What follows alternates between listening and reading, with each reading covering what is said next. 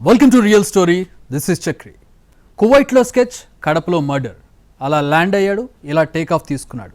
మధ్యలో ఒక ప్రాణాన్ని గాల్లో కలిపేశాడు. మర్డర్ చేసి మెరుపు తీగల ఎలా మాయమయ్యాడు, చివరికి ఎలా చిక్కాడు? భార్య మాటలే కొంపముంచాయా? అన్నమయ్య జిల్లా ఓబులవారిపల్లె మండలం కొత్తమంగంపేటలో సంచలనం సృష్టించిన వృద్ధుడి హత్య కేసులో అసలేం జరిగింది? ఇదే ఇవాల్టి రియల్ స్టోరీ. కనిపించేదంతా వాస్తవం కాదు, వినిపించేదంతా అబద్ధమూ కాదు. కనపడే నిజాల వెనక కనపడని నిజాలు ఎన్నో, వినపడే మాటల వెనక ప్రతిధ్వనించని వాస్తవాలెన్నో.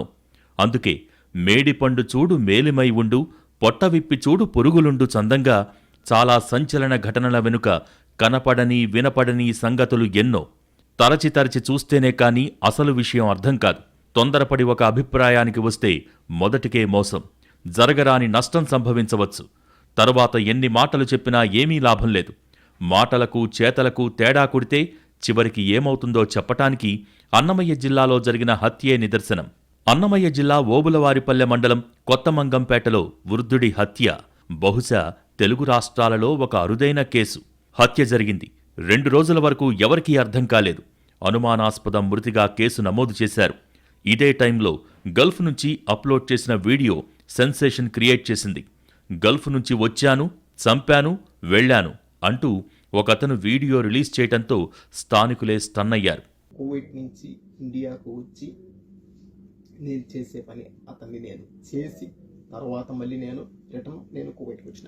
హత్య జరిగిన సరిగ్గా 48 గంటల తర్వాత ఎవరు చంపారో తెలియటంతో ఊరంతా షాక్ అయింది. పోలీసులకైతే రెండో మాట లేదు. చంపింది వీరేనా? ఎందుకు చంపారు? దేశం కాని దేశానికి ఎలా పారిపోయారు? హత్యకు కారణమేంటి అంటూ సస్పెన్స్ థ్రిల్లర్లా మారిపోయింది హత్య. ఈ ఫోటోలో కనిపిస్తున్న వ్యక్తి పేరు ముద్దా ఆంజనేయులు. డిసెంబర్ 7 తెల్లవారుజామున అన్నమయ్య జిల్లా ఓబులవారిపల్లె మండలం కొత్తమంగంపేటలో హత్యకు గురైన వ్యక్తి ఇతనే. ఆంజనేయులు దివ్యాంగుడు కూడా. 2 కాళ్లు సరిగ్గా లేవు. కొత్తమంగంపేటలోని 10వ వీధిలో ఆంజనేయులు కుటుంబం నివాసముంటోంది. ఆంజనేయులు కొడుకు వెంకట్రమణ, కోడలు లక్ష్మి కూడా అదే ఇంట్లో ఉంటారు.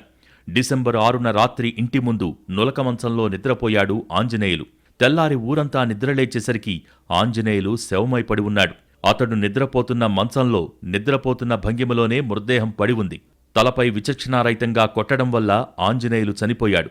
పడుకున్నవాడు పడుకున్నట్టుగా ప్రాణం పోయింది. ఐరన్ రాడ్తో దాడి జరిగింది. దాంతో ఆంజనేయులు తల ముక్కలైంది. కపాల భాగం మొత్తం చితికిపోయింది.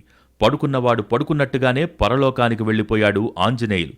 తెల్లారాక ఆంజనేయులు హత్యకు గురైన విషయం గమనించారు కుటుంబ సభ్యులు. పోలీసులకు కంప్లైంట్ చేశారు. పోలీసులు కేసు నమోదు చేసి దర్యాప్తు మొదలుపెట్టారు. ఆంజనేయులను ఎవరు చంపి ఉంటారనే విషయం పోలీసులు గుర్తించనేలేదు. అనుమానాస్పద మృతిగా కేసు నమోదు చేశారు. చుట్టుపక్కలంతా గాలించారు. క్లూస్ టీం ఆధారాలు సేకరించింది. ముద్దా ఆంజనేయులను అంత దారుణంగా చంపింది ఎవరన్న ప్రశ్నకు మాత్రం సమాధానం దొరకలేదు.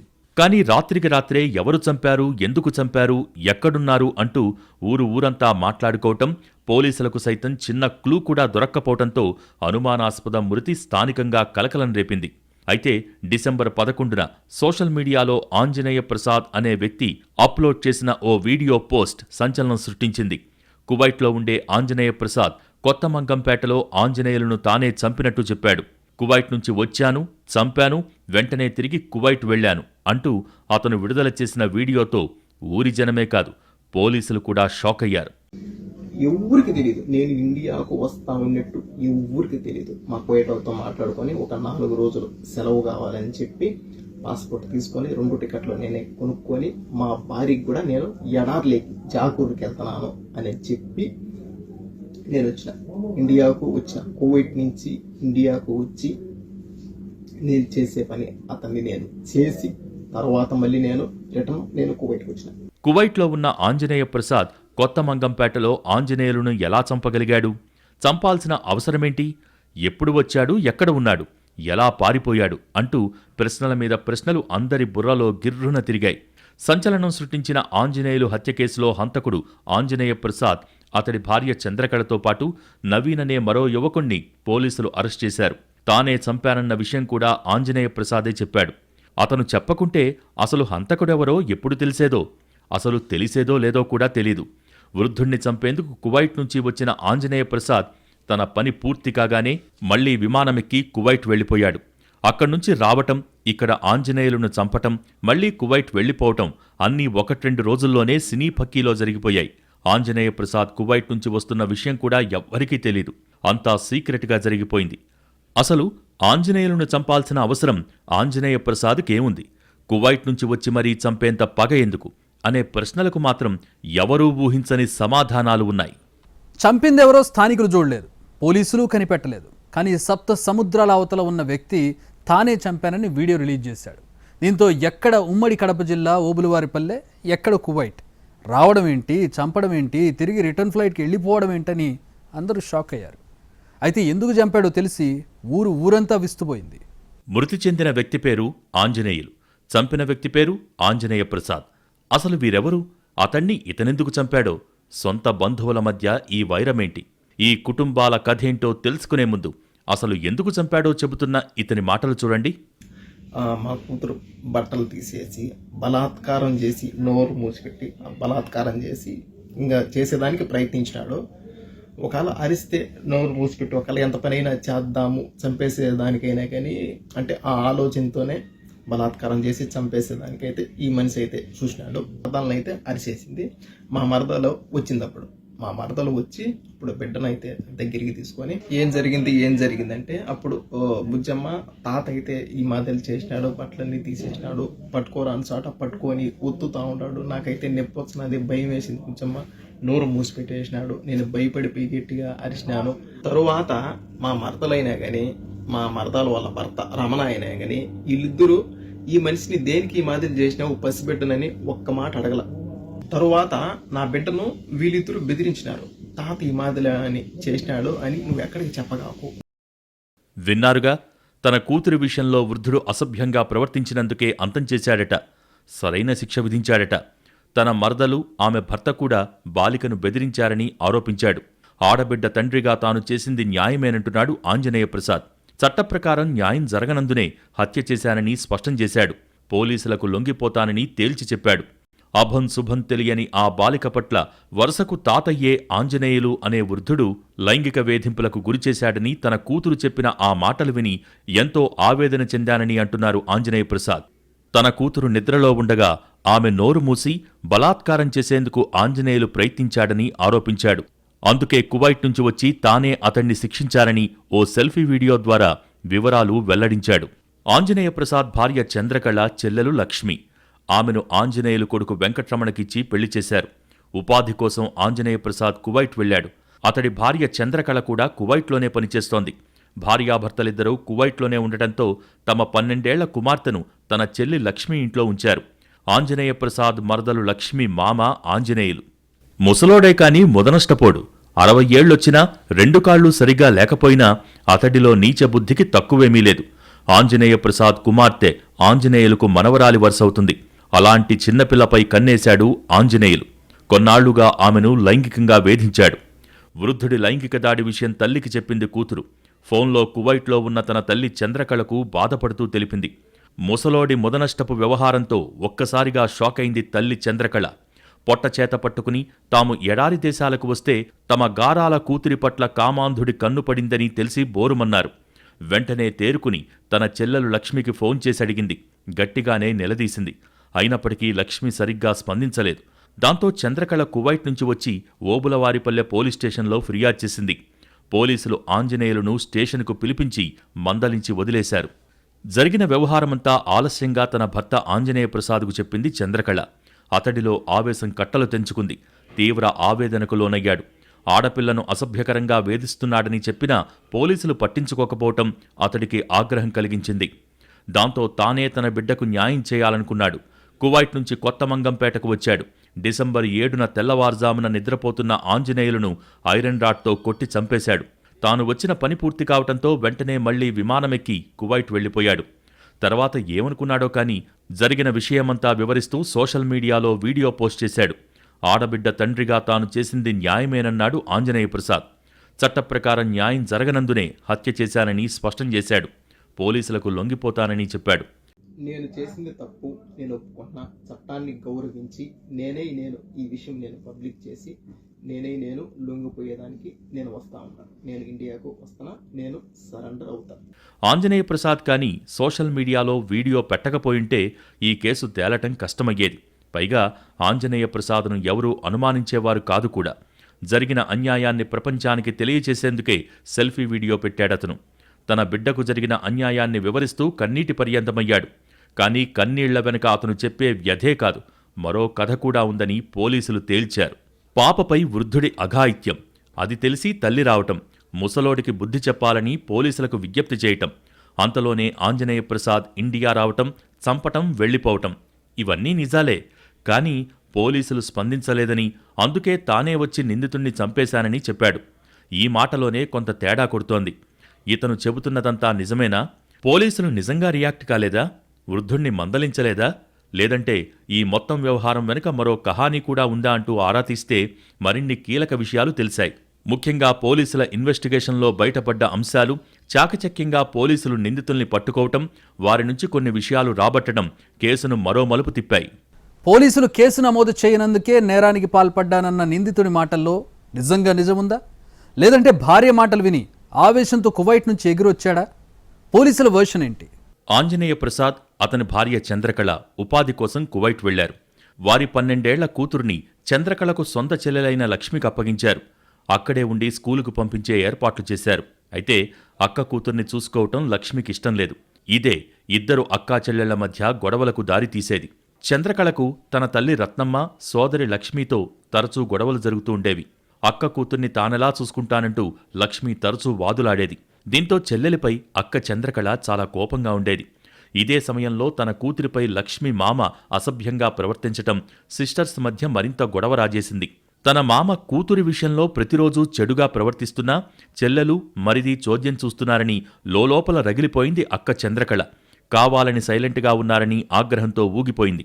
అందుకే వెంటనే చెల్లెలికి ఫోన్ చేశాడగ్గా ఆమె సరిగా స్పందించలేదని భావించింది. దీంతో ఇలాగైతే తన కూతుర్ని ఏదో ఒకటి చేస్తారని భావించిన చంద్రకళ కువైట్ నుంచి హుటాహుటిన ఊరికొచ్చింది. అసభ్యంగా ప్రవర్తించిన వృద్ధుణ్ణి తిట్టిన తిట్టు తిట్టకుండా తిట్టింది. అలాగే చెల్లికి, ఆమె భర్తకు లెఫ్ట్ అండ్ రైట్ ఇచ్చింది. తన కూతుర్ని కువైట్కు తీసుకువెళ్లలేదు, ఈ ఇంట్లోనూ ఉంచలేదు కాబట్టి హాస్టల్లో చేర్పించాలనుకుంది. అయినా బిడ్డను ఆ వృద్ధుడు కానీ, తన చెల్లి కుటుంబ సభ్యులు కానీ ఏమీ అనకుండా, ఎలాంటి హాని తలపెట్టకుండా పోలీసులు మందలించేలా చేయాలనుకుంది. తన బిడ్డ విషయంలో చెల్లెలు కుటుంబ సభ్యుల ప్రమేయం లేకుండా హెచ్చరించాలని పోలీసుల్ని కోరింది చంద్రకళ. రాతపూర్వకంగా ఫిర్యాదివ్వాలని పోలీసులు సూచించారు. ఆమె వినలేదు. తమ కుటుంబ పరువుకు సంబంధించిన వ్యవహారమని, మరుసటి రోజే తాను కువైట్ వెళ్లాల్సి ఉందని చెప్పడంతో ఆమె చెల్లెలి కుటుంబ సభ్యులను పోలీస్ స్టేషన్కు పిలిపించి పోలీసులు కౌన్సిలింగ్ ఇచ్చి పంపించారు. ఆంజనేయ ప్రసాద్ తన వీడియోలో ఆరోపించినట్టు లక్ష్మి మామ ఆంజనేయులు తన కుమార్తె పట్ల అసభ్యంగా ప్రవర్తించాడని, దీనిపై కేసు పెట్టాలని చంద్రకళ పోలీసుల్ని కోరనేలేదు. దీంతో రాతపూర్వకంగా కంప్లైంట్ నమోదు చేయలేదు పోలీసులు. ఇదే సమయంలో అక్కా చెల్లెళ్ల మధ్య మరింత గొడవ జరిగి ఆత్మహత్య వరకు విషయం వెళ్ళింది. అక్క తీరుతో చెల్లి ఆగ్రహంతో ఊగిపోయింది. తన మామతో పాటు తమను పోలీస్ స్టేషన్కు పిలిపించడంతో మనస్తాపం చెందింది. అవమాన భారంగా భావించిన లక్ష్మి విషద్రావణం తాగి ఆత్మహత్యాయత్నానికి ప్రయత్నించింది. దీంతో పోలీసులు బాలిక తల్లి చంద్రకళను పిలిపించి మందలించారట. తన కూతురికి అన్యాయం జరగటమే కాక తనపైనే మళ్లీ కేసు పెడతామని పోలీసులు బెదిరించడంతో చంద్రకళ మనస్తాపానికి గురైంది. విషం తాగి ఆత్మహత్యాయత్నం చేసింది. 2 రోజులు ఆసుపత్రిలో చికిత్స తర్వాత చంద్రకళ తిరిగి కువైట్కు వెళ్లిపోయింది. ఆమె ఈ విషయాన్ని భర్తకు చెప్పింది. తీవ్ర ఆవేదనకు గురైన ఆంజనేయ ప్రసాద్ ఆడపిల్లపై అసభ్యకరంగా ప్రవర్తించినా పోలీసులు పట్టించుకోకపోవటమేమిటి అని తనలో తాను ఆవేదన చెందాడు. తన కూతురికి తానే న్యాయం చేయాలని కువైట్ నుంచి వచ్చి రైల్వే కోడూరులోని ఓ లాడ్జిలో మకాం వేశాడు. పక్కా ప్లాన్తో హత్య చేశాడు. ఆంజనేయులను చంపాలనుకున్న ఆంజనేయ ప్రసాద్ ఐలరాజుపల్లెకు చెందిన తన చిన్నాన్న కుమారుడు జడ్డా నవీన్తో కలిసి ప్లాన్ చేశాడు. డిసెంబర్ 5న ఆంజనేయ ప్రసాద్ కువైట్ నుంచి రైల్వే కోడూరు చేరుకుని ఓ లాడ్జిలో ఉన్నాడు. అక్కడే చిన్నాన్న కుమారుడు నవీన్ అలియాస్ సింహాద్రిని కలిశాడు. డిసెంబర్ 6న కొత్తమంగంపేటలో రెక్కీ నిర్వహించారు. తెల్లవారుజామున తన ఇంటి వరండాలో నిద్రిస్తున్న ఆంజనేయులపై ఇనుపరాడ్డుతో కొట్టి చంపేశారు. తర్వాత ఆంజనేయ ప్రసాద్ కువైట్ వెళ్లిపోగా నవీన్ పరారయ్యాడు. ఆంజనేయ ప్రసాద్ యూట్యూబ్లో ఓ ఛానల్ నడుపుతున్నాడు. కేసును తప్పుదోవ పట్టించాలనే ఉద్దేశంతో పోలీసులపై ఆరోపణలు చేస్తూ తన యూట్యూబ్ ఛానల్లో వీడియో అప్లోడ్ చేశాడు. అది వైరల్ అయితే ప్రజలు బంధువుల నుంచి తనకు సానుభూతి వస్తుందని భావించాడని పోలీసులు చెబుతున్నారు. కుమార్కి ఇట్లా లౌంగిక వేధింపులు జరిగాయి అని చెప్పుకుంటే 100% కేసు కట్టి మేము కఠినంగా శ్రద్ధ తీసుకునేవాళ్ళం. అతను వికలాంగుడైనా కూడా మేము కఠినంగా శ్రద్ధ తీసుకునేవాళ్ళం.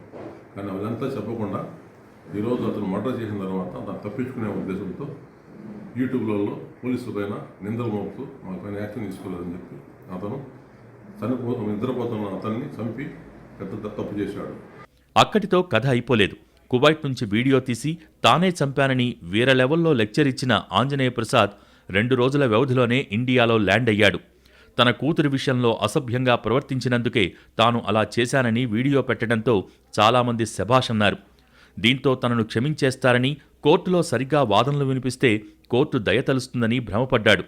దీంతో డిసెంబర్ 12న చంద్రకళ, ఆంజనేయ ప్రసాదులు మళ్లీ కువైట్ నుంచొచ్చారు. నవీన్తో కలిసి మంగళంపల్లి దగ్గర ఓ లాయర్ను కలిసేందుకు వెళ్తుండగా పోలీసులు పట్టుకున్నారు. చంద్రకళ, ఆంజనేయ ప్రసాద్, నవీన్లను అరెస్ట్ చేసి కోర్టులో హాజరుపరిచి రిమాండ్కు పంపించారు. నిందితుల పాస్పోర్ట్లు, మొబైల్ ఫోన్లు, హత్యకు ఉపయోగించిన ఐరన్ రాడ్డు, ఓ బైక్ సీజ్ చేశారు పోలీసులు.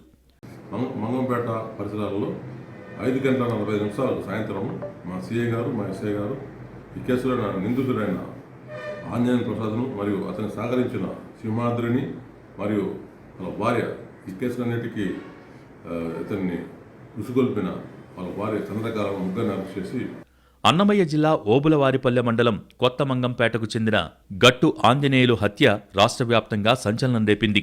దీనంతటికీ కారణం హంతకుడు ఆంజనేయ ప్రసాద్ విడుదల చేసిన వీడియో.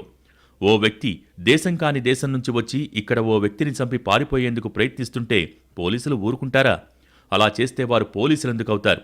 పట్టుకు తీసుకొచ్చి కటకటాల్లోకి నెట్టారు. భార్య ప్రేరేపించడం వల్లే ఆంజనేయ ప్రసాద్ ఇదంతా చేశాడని విచారణలో తేల్చారు పోలీసులు. చట్టం ఎవరికీ చుట్టం కాదు, ఎవరూ చేతుల్లోకి తీసుకోవటానికి వీల్లేదు.